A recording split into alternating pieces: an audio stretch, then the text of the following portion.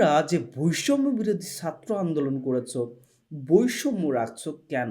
একটা জিনিস খেয়াল করেছেন? যখন তারা আন্দোলন শুরু করে তখন কিন্তু আপামর জনসাধারণের সাথে মিশে তারপর একটা আন্দোলন শুরু করে।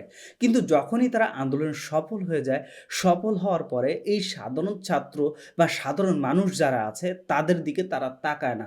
তাদেরকে তারা চিনতে পারে না। এই যে বিশেষ করে এই যে আ বা নাহিদ দেখেন তার অ্যাটিটিউড দেখেন। সে মনে হয় যে প্রচুর কোটিপতি ঘরের একটা ছেলে।